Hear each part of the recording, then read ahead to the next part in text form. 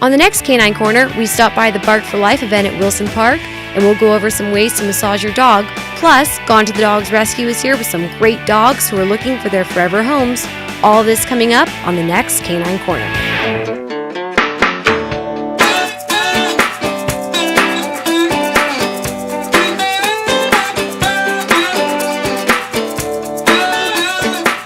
Hi there, I'm Riannon Trutanich, your host for Canine Corner, the show that your dog will give 2 paws up.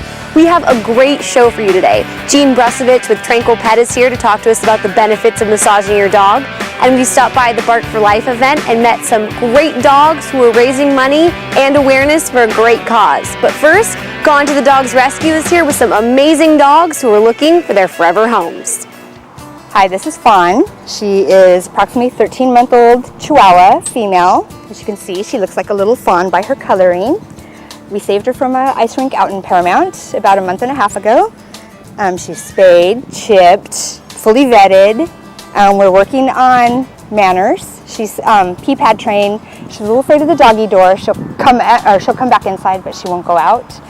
And she gets along really great with my 2 dogs, although she is still a little bit intimidated by my husky. The husky is very large. The other dog she's fine with. So she's kind of afraid of big dogs. Of course, she's a very vicious guard dog with her big size, you know. Her bark is worse than her bite. She's very sweet. We're just trying to work on just basic training, get her going.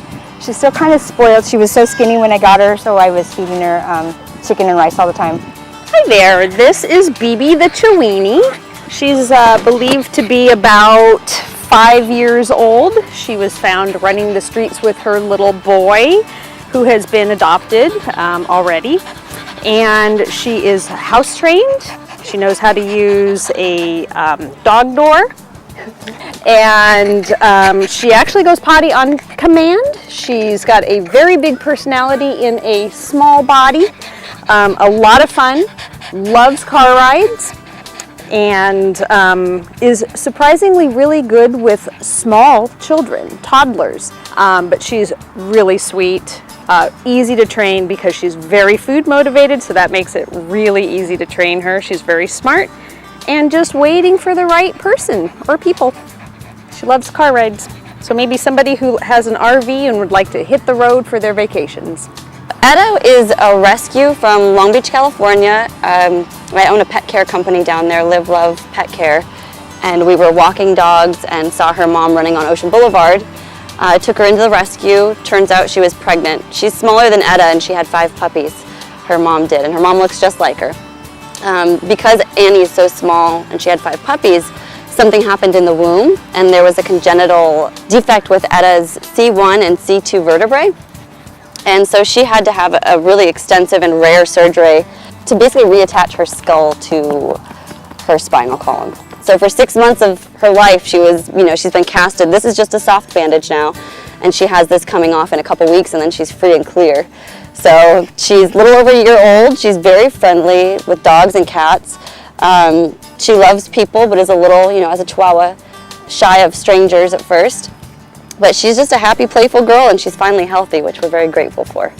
So Elroy is a chance rescue. He is from the Orange County shelter. We were going out there to get a different terrier, since my rescue forte is terriers, and found out that a different rescue had picked up that terrier. So I said, well, I'm at the shelter, which dog is in the most need? And we took Elroy home that day. He was part of a bonded pair that was surrendered by their owners. Someone else adopted his bonded pair, so he got very depressed and just started really deteriorating at the shelter, and we still see a little bit of that now as he's only about 8 weeks into his rehabilitation from being there. So this kind of shut down stature and everything. When he's at home and in his element now in his foster home, his tail's up and wagging and he's smiling, so he's a lot better. But still new situations scare him, and that's a product of being brought to the shelter. Elroy's about 4 years old. He had a dental and is neuter, and he's all vaccinated and clean and ready to go home. Very low-key, mellow, just sweet dog, just wants to be in your lap and be loved. He's not real sure about children, so probably best for a home without children because they make him a little nervous. But he's like butter. He just melts in your arms. He's a good little boy. So this is Janice. I think we're about the only rescue group that's crazy enough to go to an adoption event and come back with an extra dog. We went to an adoption event where the shelters were participating as well. There were 3 dogs that were going to be put to sleep if they were brought back to the shelter after the event. So we found placement for the other 2, and Janice was last but not least, so we took her home. She's been with us since the summer. She's about 5 years old. She's a bulldog mix. We think she's English and American. She's an older girl. She gets around really well still. She can't do stairs. She loves children, and she's very gentle and affectionate and just wants to be a family member, part of the family. And she likes her butt scratched, clearly. Yeah, she'd be an awesome part of anyone's family. This is Torrance, and I think he's about 3 years old, between 3 and 4 they said. He was an owner surrender from San Bernardino area. They had like a bunch of dogs and they were going to take him to a shelter. They couldn't care for him. So he was one of a bunch and we got him, and he's my first foster. And I have a 9-month-old baby that he's great with, and 2 other big dogs, and he plays with them all day long, and he's just super mellow, doesn't yap, doesn't bark. He sleeps in his crate overnight. He loves it. It's like his little safe zone. And he freaks out for walks. He loves to walk like crazy. He gets so excited. I think he'd do best maybe in a house with another dog because he likes to play, and he's very social. He's just a great little guy. Hello, this is Brady. He's a 5-year-old lab shepherd mix. He came to us from San Bernardino Animal Shelter, San Bernardino City, and he's just a wonderful dog.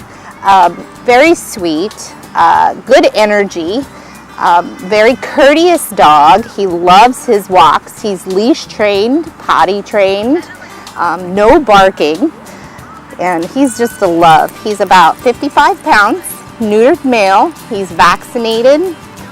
He's in swimming therapy now. He gets to go swimming every week. Beautiful teeth. We got his teeth cleaned. As most of you know, the shelter animals have a lot of teeth problems, from tartar to bad teeth, so we get them cleaned up and ready for adoption. He's currently in foster. If you'd like to adopt Brady or any of our other wonderful dogs, we are Gone to the Dogs Rescue, Inc., and we're located in Redondo Beach, California. We're all volunteer rescue organization, foster home based, and you can contact us at gonetothedogsrescue.org. Those were some adorable pups. Marcy and the dogs will be back later in the show. Now, we stopped by the Bark for Life event at Wilson Park. Let's meet some of the dogs who are raising money for a great cause. This is our 3rd annual Bark for Life, our 2nd year here at Wilson Park, and we're very excited for hoping for a large turnout again. And it was a large turnout. Many dogs came out to the event and helped support the cause. I'm here with Kelly and Delilah, who both came out to Bark for Life today. So Kelly, tell me why you're out here today and why you brought your adorable dog. Just to support the cause. I heard a Relay for Life before, and I like the idea that I can bring out Delilah too.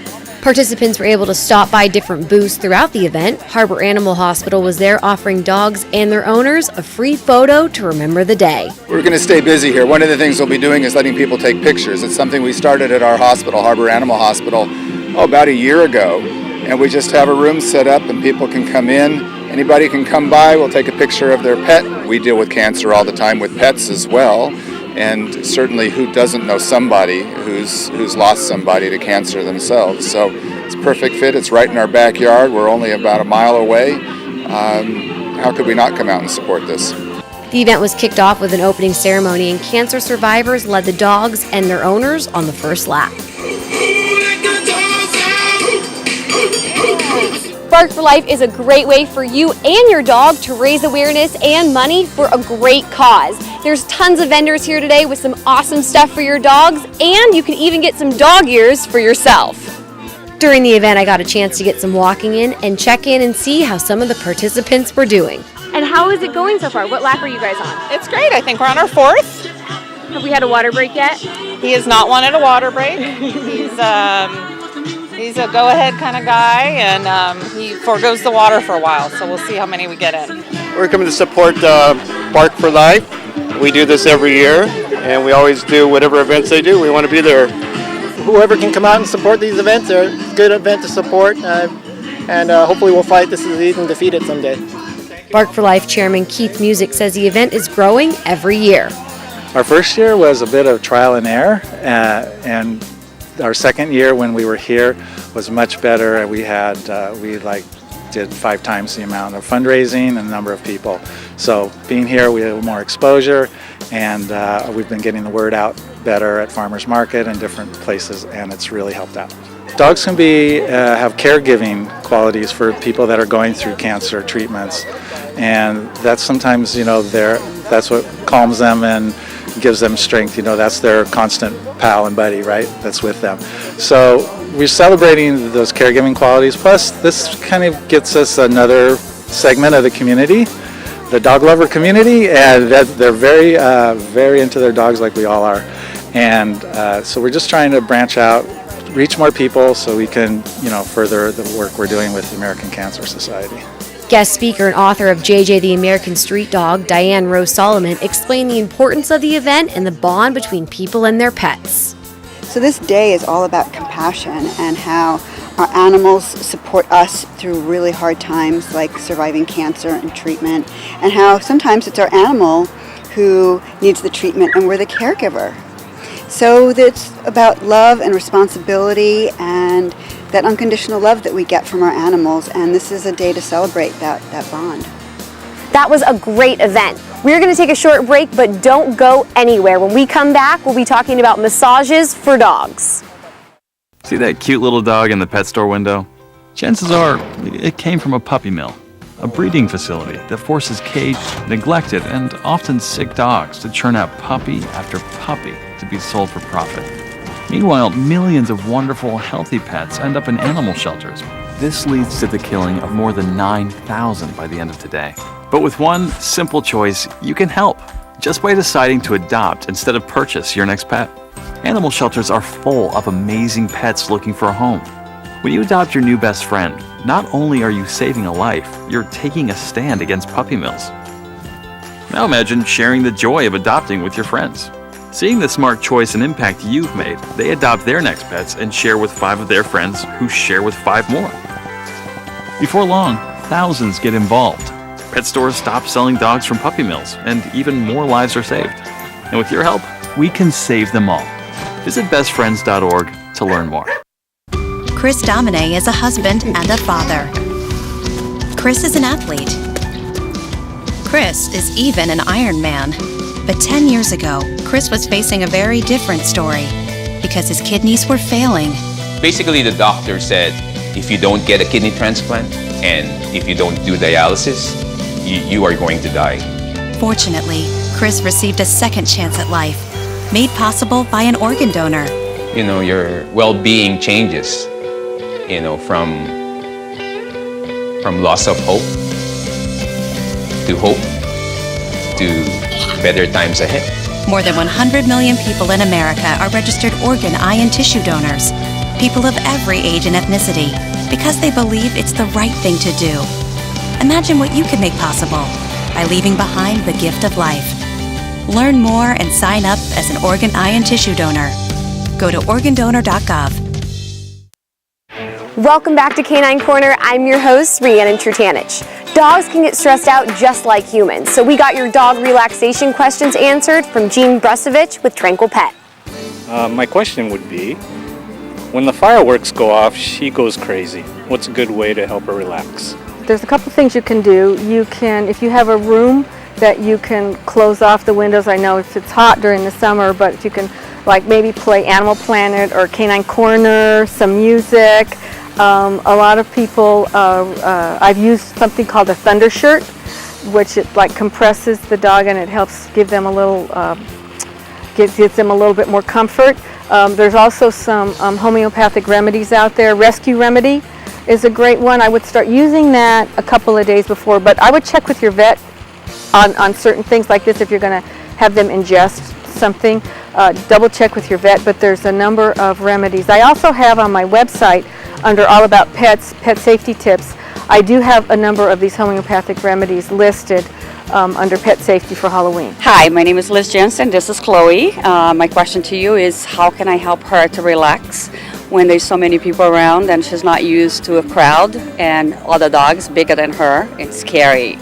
How can I help her relax? That is a training question. Again, but you can, I have known people to use thunder shirts on their dogs. That is, I'm not a dog trainer, but I can recommend one. But that's more of a training question for a trainer.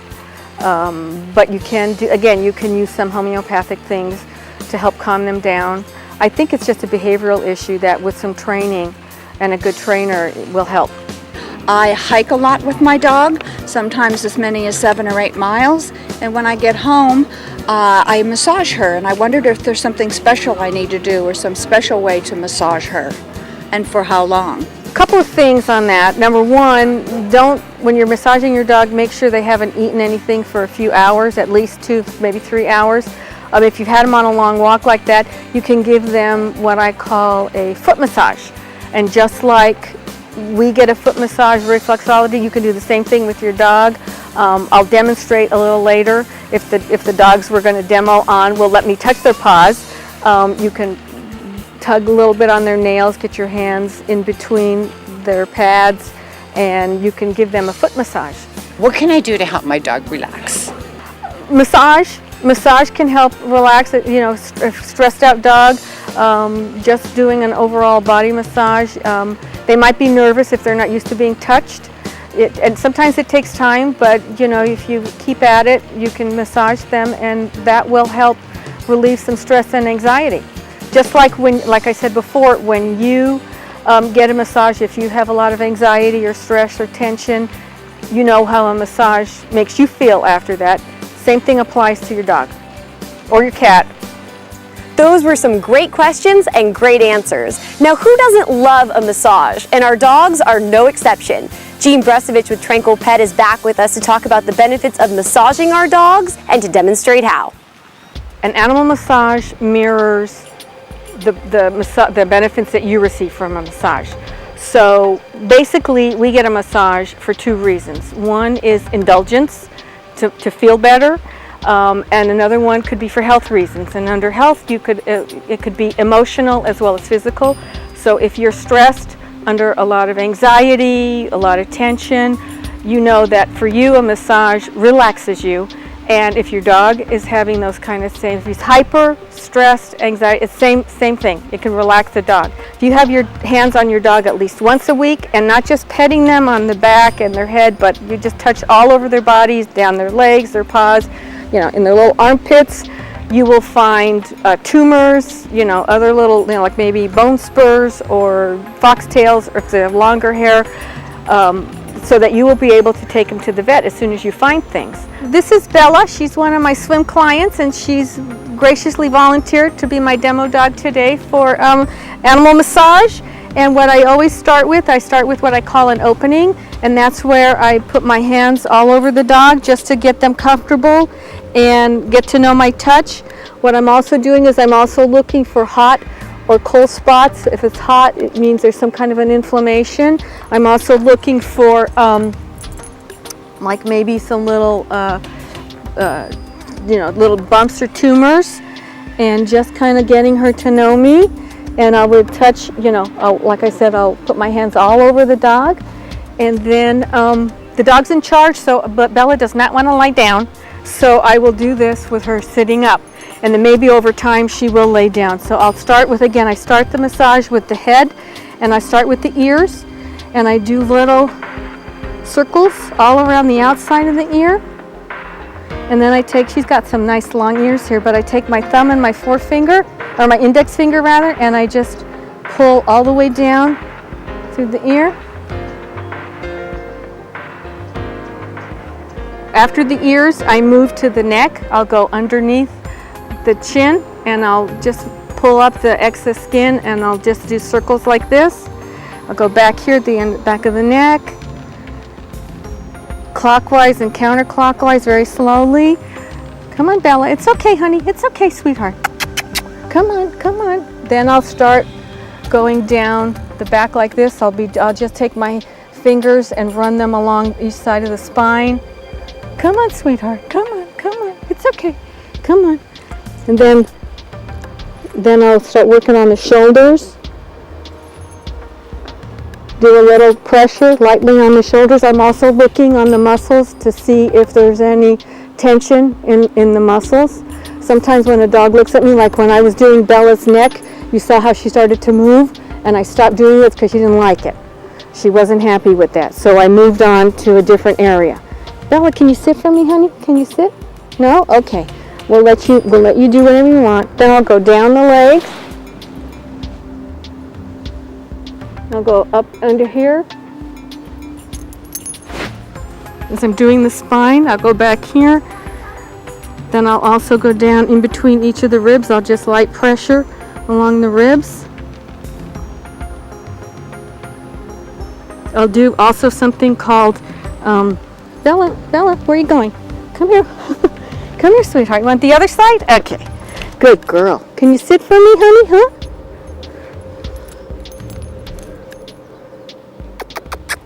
What's going on over there, huh?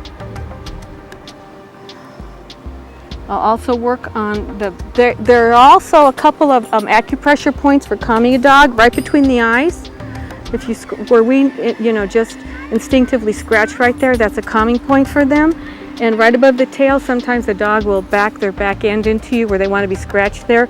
There's another acupressure calming point back there. So that's another place that they like to be scratched. This is Georgia, and this is her mom, Aisha. Georgia is a rescue. She is also a new client of mine. She's a little nervous around people, so she's one of those dogs I was talking about where it's taking me time for me to build a bond and a trust with her. So oh, thank you, sweetheart. So what I'm going to do now is I'm going to give Aisha some pointers on massaging her own dog.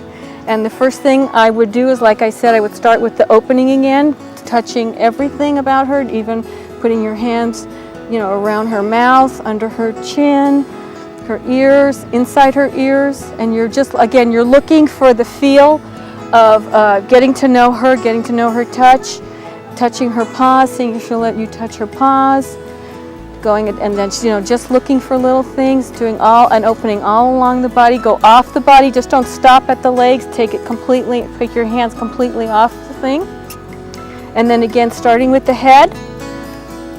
Take your index finger and do little circular. Look at her eyes going. Little circular massages, little circles around the whole outside, around the ear. And then taking your hand, your index finger and your thumb. Oh gosh, she's already done. I'm pulling it down there.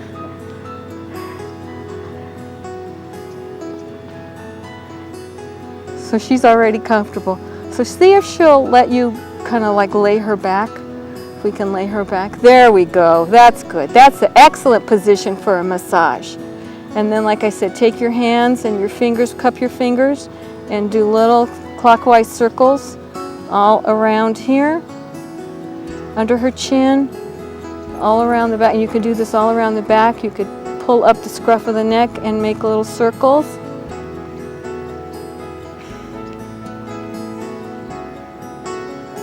And then go down, let me see if I can get a little closer. Now you lay down. Go down and then do like right in here, the shoulder. We're going to do some shoulder work.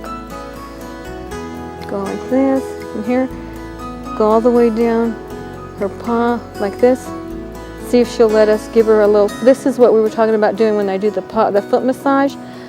Go down here and just take her like her digits, take her little nails and just tug lightly and do little circles. Jean not only offers dog massages, but she also offers training workshops to teach dog owners how to massage their pups. If you're interested in getting a massage for your dog, contact TRANQUILPET.com or email her at jean@TRANQUILPET.com. What a great holiday gift idea. Now, if you missed our adoption segment at the beginning of the show or just want to see the adorable dogs again, here's your recap.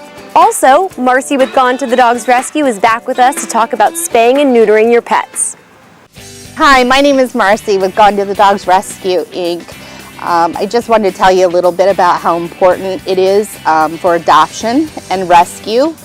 And the absolute most important thing you can do to help our overpopulation in Los Angeles is to spay and neuter your animal. We have many dogs, as you know, that are put to sleep needlessly, and these dogs are good dogs. They have no issues. Their only crime was being born. So I urge everyone to spay and neuter. If you can't afford it, there are resources out there to help you. You can also contact us at www.gonetothedogsrescue.org. We help a lot of low-income seniors and anybody that can't afford their spay and neuter. We try to step in and help. I also urge you to vaccinate your pets annually. Well pet exam, including dental. Dental problems can lead to a lot of heart problems, a lot of kidney problems, and the goal is a long, healthy life with your pet. Thank you. Fawn is a 13-month-old Chihuahua. She's good with most dogs, but is a little scared of large dogs. BB is a 5-year-old Chiweenie. She's really good with small children and loves car rides. Etta is 1 year old. She's really good with other dogs and is very playful. Elroy is 4 years old and he is a mellow, sweet dog.